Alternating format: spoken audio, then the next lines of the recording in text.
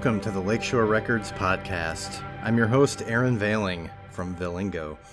On this special edition, I'm interviewing Volker Bertelmann, who along with Dustin O'Halloran scored The Old Guard, that fantastic Netflix and Skydance media film directed by Gina Prince Bythewood and adapted from Greg Rucka's graphic novel series, and starring Charlize Theron, Kiki Lane, and Chiwetel Ejiofor. It's out now on Netflix, and the score is out now in digital form via Lakeshore Records. I urge you to go out and take a listen. It's fantastic. So before we get to the interview with Volker, I want to tell you a little bit about The Old Guard in case you haven't seen it yet. Basically, the story centers around a warrior named Andy, who's played by Charlize. It's a covert group of tight-knit mercenaries with a mysterious inability to die, and they fought to protect the mortal world for centuries. So it's a pretty noble task, right? But when the team is recruited to take on an emergency mission and their extraordinary abilities are suddenly exposed, it's up to Andy and Niall, Kiki, the newest soldier to join the ranks, to help the group eliminate the threat of those who seek to replicate and monetize their power by any means necessary. So it's a really exciting story in and of itself. As Volker and I discussed, it's a little bit more unique than just a simple sort of immortal superhero story. So it's really exciting in that regard. So a little bit more about Volker. He's a German-based and internationally acclaimed pianist. He uses this process called prepared piano. So it's like you modify the piano with objects and different things. It's really cool. He's also been a composer for a while, and he's just in general kind of experimental musician. He and Dustin scored Garth Davis's Oscar-nominated film Lion, and that has, I believe that was nominated for Best Original Score in 2016, an Oscar 2016, Best Original Score, the Golden Globes in 2016, Best Film Music at the 2016 British Academy Film Awards, or BAFTAs as everybody else knows them. So you get the drift, right? He's done well for himself. He's also scored Patrick Melrose, which is a show on Showtime, and Gunpowder, a show on HBO starring Kit Harington of Game of Thrones. It's a really exciting sort of bio. And his pal Dustin has worked on films like Marie Antoinette. He scored Transparent. And Like Crazy, which is was a popular indie film in 2011, and he's won some awards himself. Unfortunately, he could not be here for the interview, but I do talk with Volker about their dynamic, their partnership, and how they work together on the Old Guard and some other films. It's a really exciting interview. It was great to kind of get the insight into the making of the film's music. So here we go. Without further delay. Volker, thanks for joining me today. Thank you. Thank you for having me, Aaron. We're really excited everybody's really excited about The Old Guard. It's an extremely popular film on Netflix. It's talked about all over social media. Your and Dustin's score is widely revered. It's very innovative.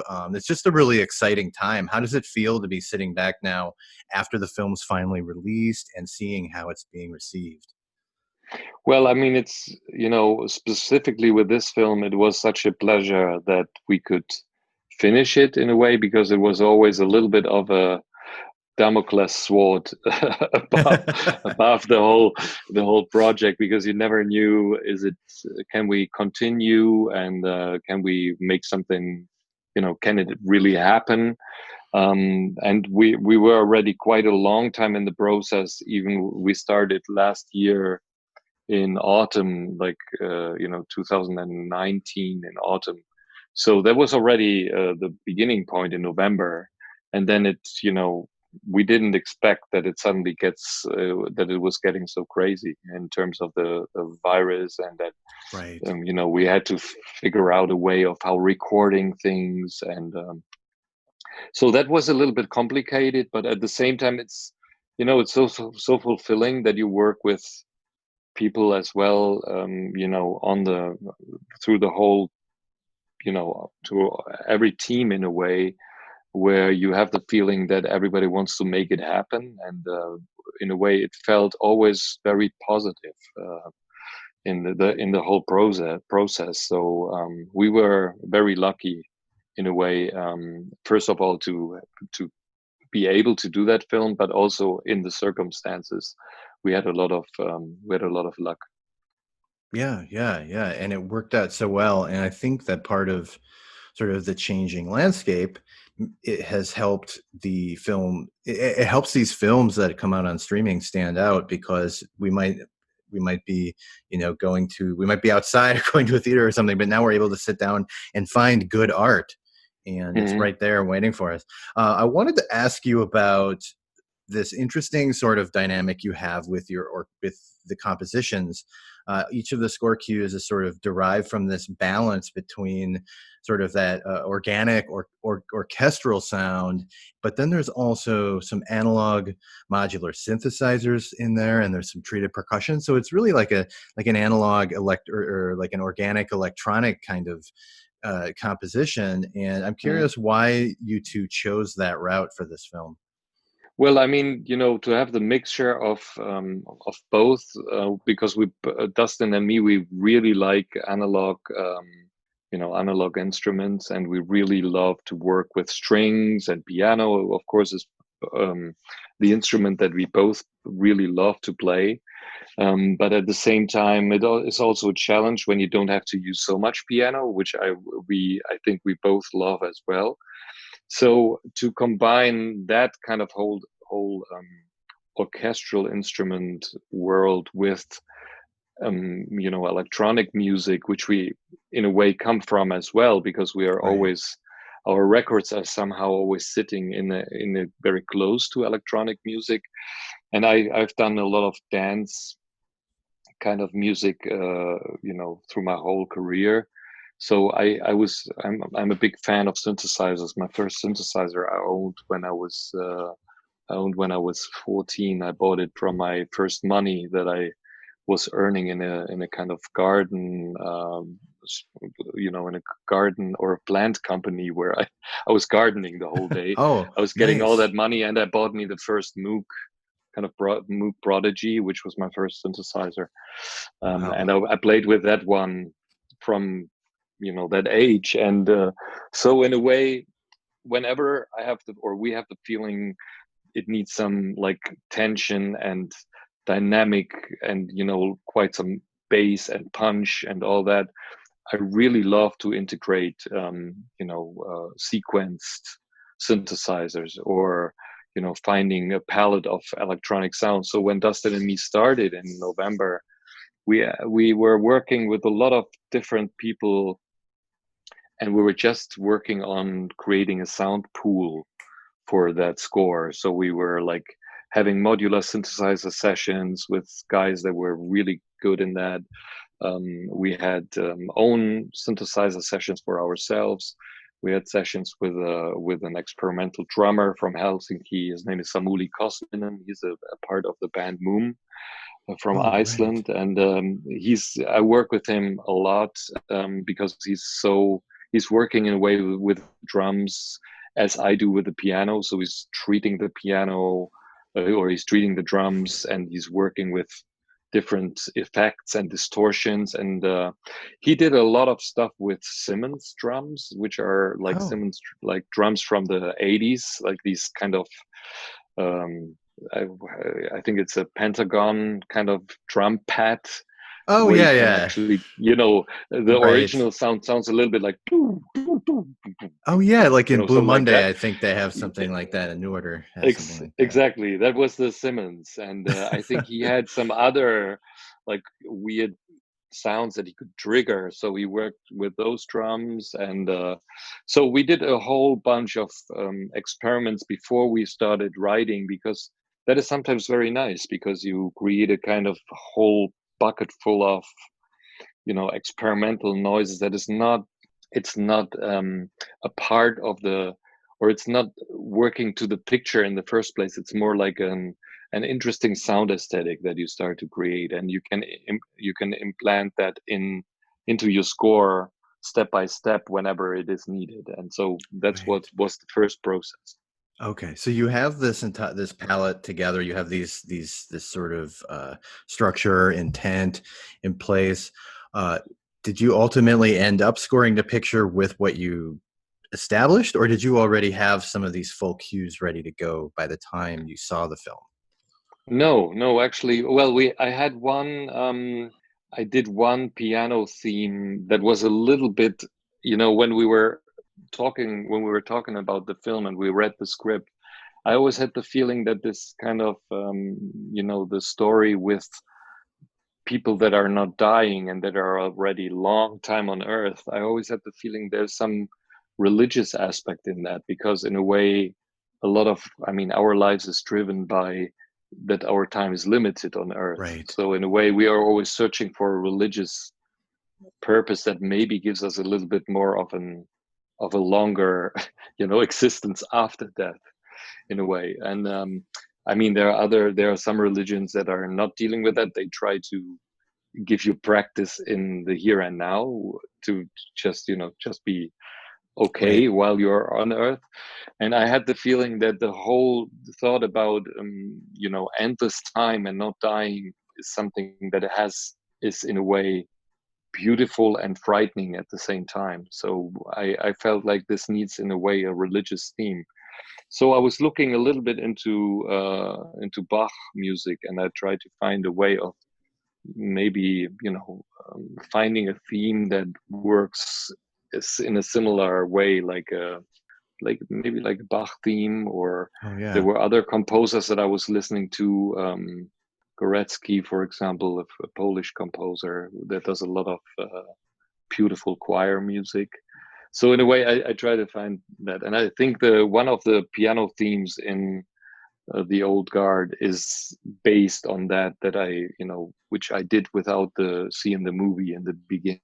It was just like of course there were a few little pictures that we saw, Yeah. and that is sometimes important to get a kind of idea of the size of the film. Sometimes I compose something in the beforehand before the film was filmed, and then I saw the first pictures, and I was like, oh man, it's way too big what I what I was thinking about.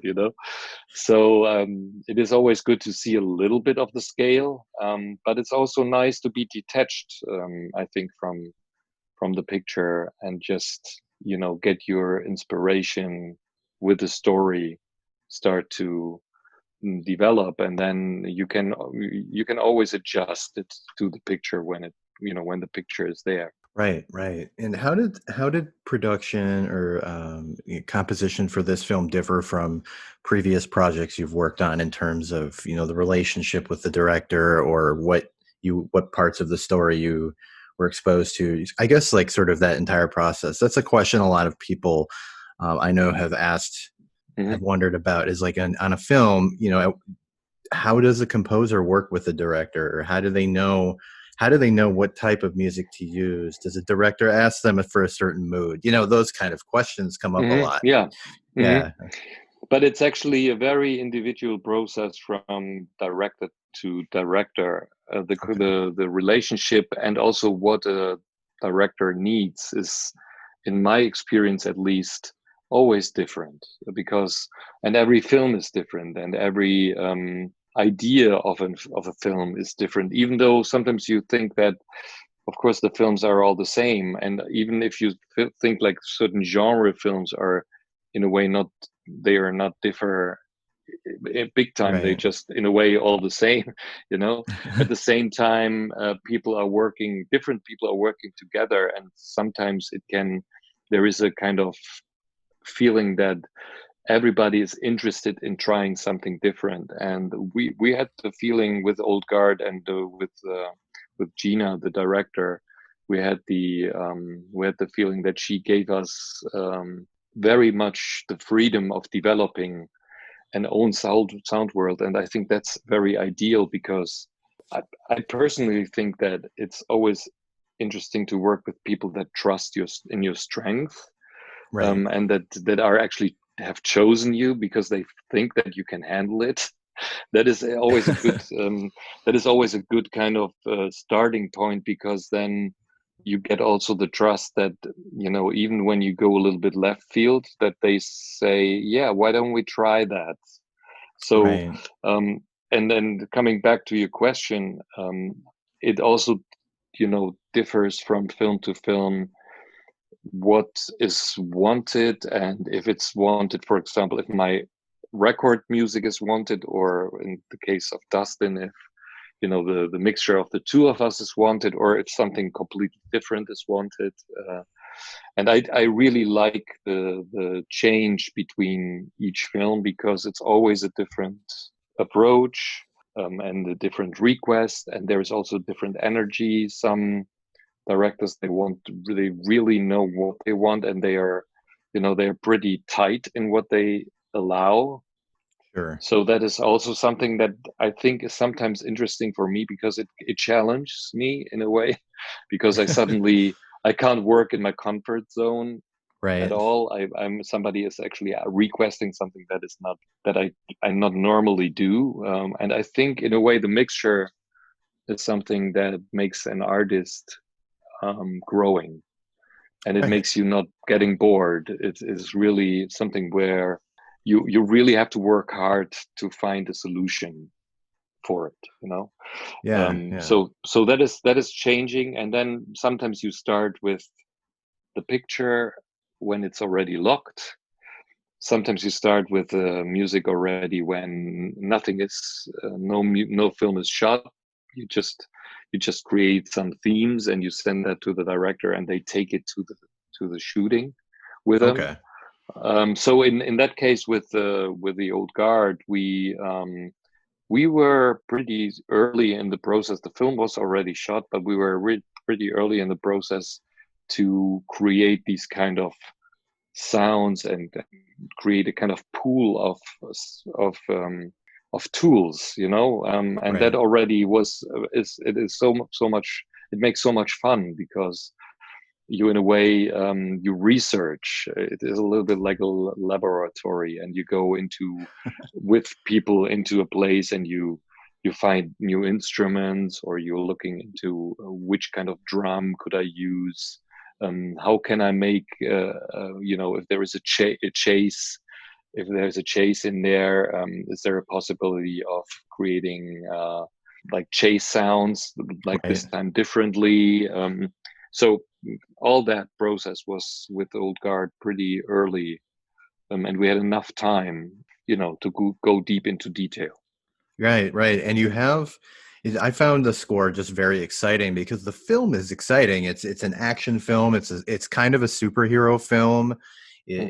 It has the religious components like you talk about. If you think about Charlize's character, especially Andy, well, I don't want to give too much away, but she's been around a long time and Hmm. has the knowledge of a god anyway.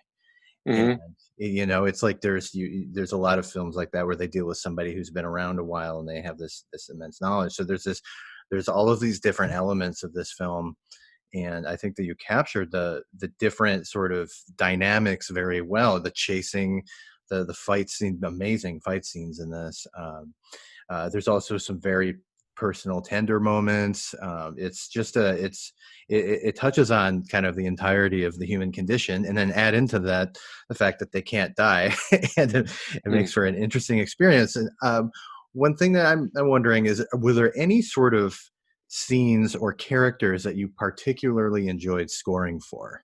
No, I actually thought that. Well, I mean, Andy was one character, of course, because she was in a way the old one, and of course she was in a way one of the main focus. Sure. But also Nile was a very interesting character, because she was so like in a way fresh, and in a way to feel Right. this kind of you know her struggle, where in a way she was in a way very very similar to me, because Right. if I would be in her shoes, I would totally freak out, because how can you suddenly you realize that you died just a few seconds ago, and then you're awake again.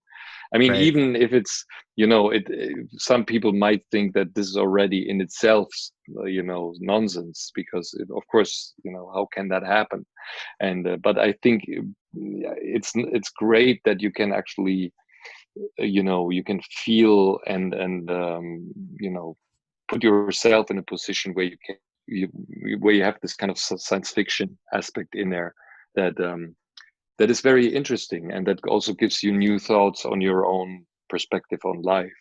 And I thought Right. with Nile, it was I had the feeling that she was as well a character where it was interesting to find the sensitivity of her, because she also, there's one scene, for example, where she meets in the very beginning as a soldier. She's in that village in Right. Morocco, and she's she's talking to the children there on the street, and that feels like very, very normal in a way, and very sensitive, and you get the feeling she's, she's taking care of the people there. And then at the same time, she's starting to get into that role where she of course has to kill a lot of people, Right. which is also, I mean, every one of those guys went already through that. So it's for me a very interesting story, and with the characters, following the characters in terms of the finding musical themes is was very challenging and interesting. Yeah, yeah. I think it seems like what I'm getting from you is that you're very much interested in not being sort of caught up in the same routine of how you maybe composed something before. You really like having something new sort of thrown at you in a way. Um, Yeah. yeah, yeah, and it's an interesting story because it's not a typical superhero story. It's not generally what we're used to, and there's this interesting component where they're immortal, but they're sort of mortal immortals. They can die Yeah. at some point. We just don't Yeah. know. Like Yeah. you don't know when you and I don't know when we're going to die, but Yeah. they know that they can die and come back to life multiple times. They don't Yeah. know. They know there's a finite end. It's just an interesting sort of it's an interesting take, and I think that musically, you and Dustin really captured that tension, that sort of unknowing. There's this divide between you know, you, other films where maybe if somebody's just always immortal, they just know they're going to be around forever. And in this case, they know they're going to be around a long time. They're not sure Mhm. when. And so Yeah. there's a nice sort of tension there. I wanted to go back to your partnership with Dustin. Hmm. You two have worked on quite a few different projects, as I understand it, in film and outside of film. I'm wondering how you two sort of got to know each other, how you came to be collaborators. Well, I mean, we were already, we met the first time, I think in 2006, in Italy. And I was playing a concert in Italy, with, as Hauschka, Right. a prepared piano concert in a place in a city called Carpi, in a region that is called Reggio Emilia. And I was performing there in a very small bar, and he showed up with a friend of him, with Francesco Donadello, who's mixing a lot of scores of us, and he's a fantastic sound man. We met at the they just came to visit my concert, and they introduced themselves afterwards. And he was just, I think at that time he wrote the music for Marie Antoinette, for the movie. Oh, sure. And so he was interested in that film. He was interested in maybe using prepared piano elements in that film. So I think Francesco told him, why don't you see Hauschka, because he's working with that. So when he came, I explained him you know, everything that I'm doing, because I was always believing that it's not a secret what I'm doing. It's more like something that I would love to send out to people, Right. so people can grab it in a way. And so he was very interested, and from that moment, maybe we talked an hour and a half afterwards.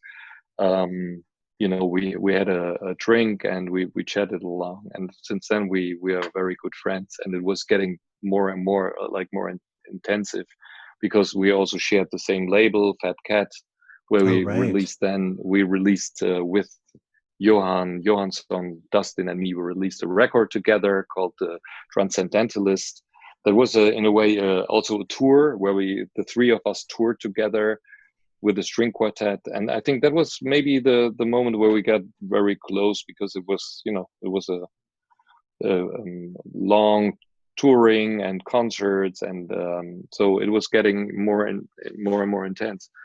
So by the day I was in Melbourne, and Gareth Davis, the director, asked me if he came to a concert, and he asked me after the show if I would be interested in his film scoring Lion. I said, I don't know. I would love to see what it is. And then he said, yeah, there's also one interesting part that I think I would love to do is I would actually have two guys score the film. And I said, oh man, I don't know, that is pretty difficult, because it's already difficult for one person to communicate with the director and with all the folks. So if you have another composer, that makes it a lot of times, very unstable. Right. And then but I said, who is it? And then he said, no, it's Dustin O'Halloran. And I said, oh, well, he was at my marriage, and he's also, I know him for many, many years. Right. And if there's somebody I can work with, then it's him, because he's very, he has no ego in a way. He's somebody, I think the two of us were not really, trying to push each other in the focus or in the light, in the front position. We're both looking at each other, and if somebody is in the front and then it changes, and it's, there is a kind of very natural approach of sharing. So I was totally happy with, working with Dustin, and I said, of course, if there's somebody, I would love to do it with Dustin. And then, 6 weeks later, we were doing the score for Lion. And coming back to the old guard, I think it is also something that is very, is also one thing that is very nice. If you can, it's nice to do a score by yourself and also be acknowledged for the work that you're doing yourself, and that you can do it as well alone. But at the Right. same time, working with Dustin is always fantastic, because it also creates a kind of interaction and a communication that is beyond the communication only with the director. It's also Right. the communication between two musicians about what could be nice, which instruments could be nice, what are you doing, are you working on this, should we share that, what should we do next. And so it's always a little bit of it's a project together, and that melts you very much together, and it gives you a kind of routine of talking to each other every day. And that is very nice. I really appreciate that, and we both have the feeling that this is always uplifting in terms of the collaboration with each other, and it's enriching the score. Yeah, and because you know each other so well, you have that communication and dialogue where it feels fairly intimate and natural. There's Yeah, not abs- yeah, absolutely. And it's not like I'm composing something and then I'm just putting a pin on that composition and say, this is my track. right. And when you compose your track, this is yours. No, it's actually, I'm starting with something, and an idea, maybe a theme. I put that in the Dropbox, and he's grabbing that, and he's like modulating it into his cues. Then he's sending that back to me. Then I'm like, oh, that's an interesting approach. So it's a little bit like juggling ideas back and forth. And it always creates, I never had the feeling that he's, for example, composing something on top of my cue, where Right. I'm sinking down in the darkness, and his idea is shining, or the other way around. It's and that's very fantastic, and that makes the collaboration so such a gift. Right. And we, as listeners, we benefit from your dialogue and long-term relationship as well, in terms of just that you can, it feels different. It's a really special sort of end product, I think, that comes out of that. Um, I wanted to ask you if, we've covered a lot of different elements of the old guard. I'm curious if, like, 10 years from now, when you think about the old guard, and you think about the music that you did, the work that you put into it, what are some memories that you think you'll have? The most memorable moments from working on it? Are there any sort of special? Were you any Yeah, moments where you felt like, oh wow, I'm part of something amazing here? yeah. Well, I mean, first of all, we had a lot of very wonderful and interesting meetings in Los Angeles together, screenings with the director and with the editor Terry, and we had very great kind of conversations with them, and their comments were so positive. There was always this very positive and supporting vibe, that I think is very helpful, because if there's too much tension, you can lose a little bit of the inner sense of what you're doing, because you're always Right. fighting against some negative whatever energy in the project. So we were very gifted by being a part of that. And at the same time, I think I will not forget, because one big thing was actually when the film was finished and we could see that the end of the scoring is coming. We were supposed to do the music, record the music in London, and that was already set up there. But then London was closed, and a lot Oh, of other places were closed as well. So there was a few weeks in the process where we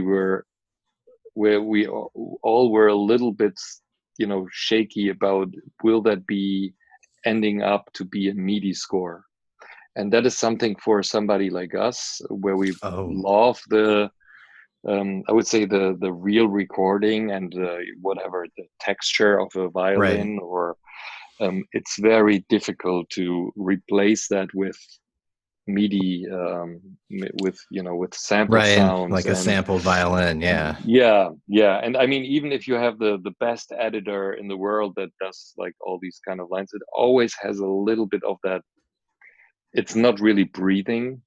And Right. the changes between sensitive and of course there's scores out there where you don't even know and recognize that they are made with MIDI. But in our case, the music is also based a lot on sonorities and little things that are a little bit like a radio play, where you can sense the tape, or Oh, yeah. where it has a lot of this kind of textures inside of each cue.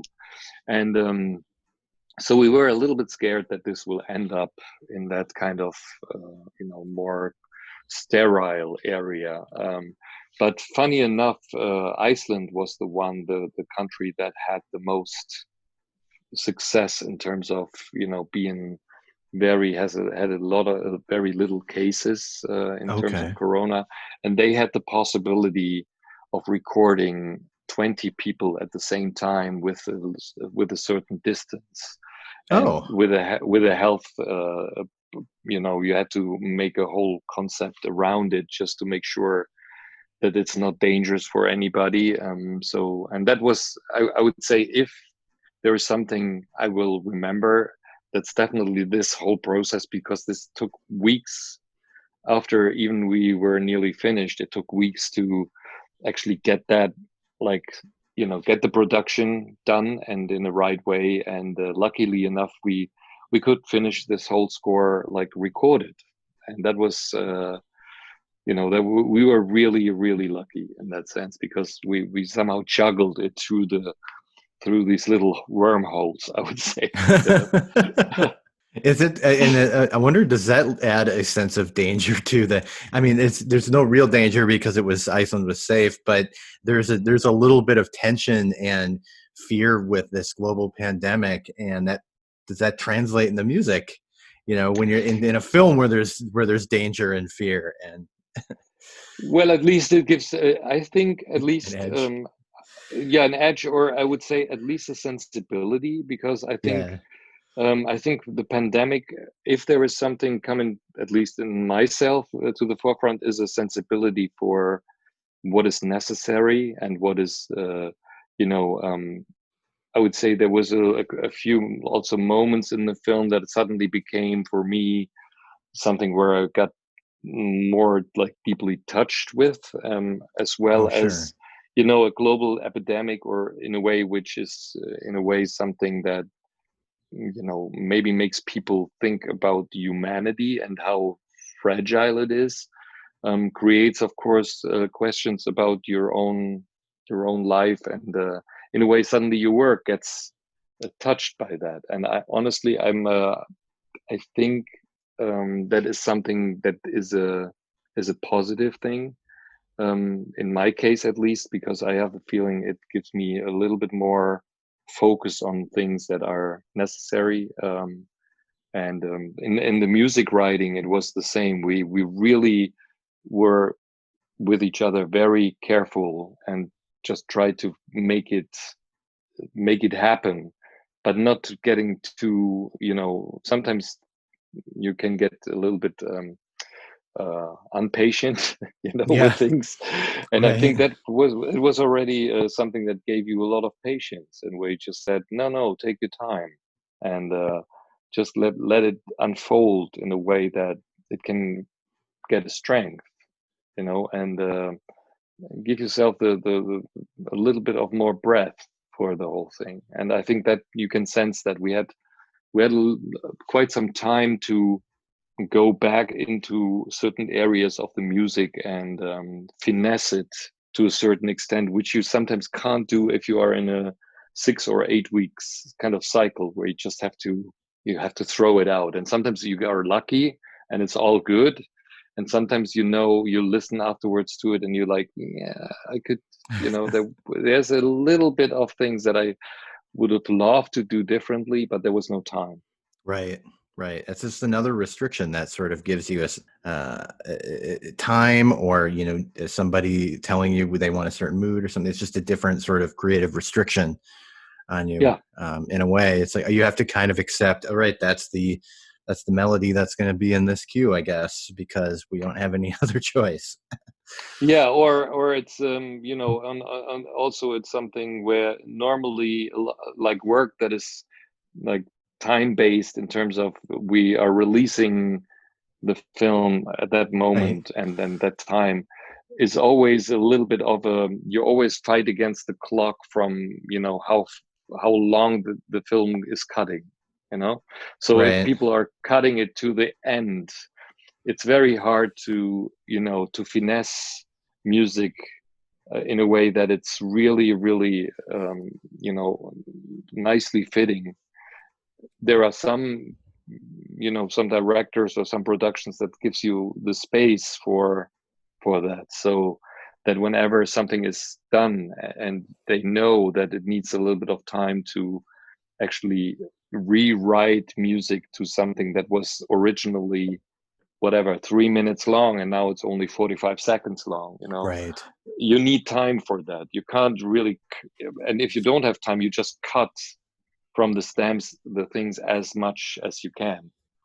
But interesting. I think Dustin and me, we are really happy, really big fans of, having the time and the resource, and the giving the music so much quality that it really sounds like it is written for that particular scene. And if we can have that time, we're really happy. So in this case, that was happening. It worked out so well. I have one closing question for you. It's kind of a goofy one, but I'm curious. Hmm. Would you ever want to have the abilities that they had in the old guard, the immortality? Well, honestly, I think I would love to, and I would love not to have them, because, and I mean, that's maybe a wise answer, but at the same time, it's it. I really mean it, because it's a two-sided sword in a way, Right. because you have, in a way, if you, I mean, we're already having a discussion of how long can we live, and in general, human beings are living longer than whatever in the 1500s. Sure. They are already, I would say, 40 years older Right. than in the medieval times. So if that means, like, in whatever another 500 years, we are maybe 150 years old. Um, if it's growing naturally, I think that's maybe fine. But I think in general, the life that to extend your life longer, than whatever 100 or 150 years, is for me sometimes a little scary, because first of all, the problems of humankind are not solved by that. They're getting Right. more, we will have more problems with that. And secondly, I have the feeling that people are not able to handle life longer than that, because they already struggle with, you know they they always want to have, they work towards to build something that is memorable, in Right. a way. And when they have longer time, they're longer on the earth and try to, create statues for themselves, especially people in power. So I'm a little, I would be a little bit concerned, because that system wouldn't work. But Right. experience my children a little longer, and I mean, they see their children, which they say in the film, they see their children, in a way, dying, and they have Yeah. another child. And I think that's, in a way, it's good that we have one life, and that Right. that it's, in a way, has a certain limitation. That's my feeling. Right. Right. And again, another sort of limitation, creating a sense of creativity and purpose. It's yeah. Exactly. Yeah. There's a Yeah, lot and of, deepness, yep. and deepness as well, because in Right. a way, you can you have more dedication, maybe. If you would have no limits of time, there would be no driving force. I think there's a quite a kind of connection between those two. Right. Exactly. Well, I want to thank you for coming on the podcast. Again, congratulations on such a phenomenal score. Thank you so much. That was Volker Bertelmann, who, along with Dustin O'Halloran, scored The Old Guard, which you can find on platforms everywhere, digital and download.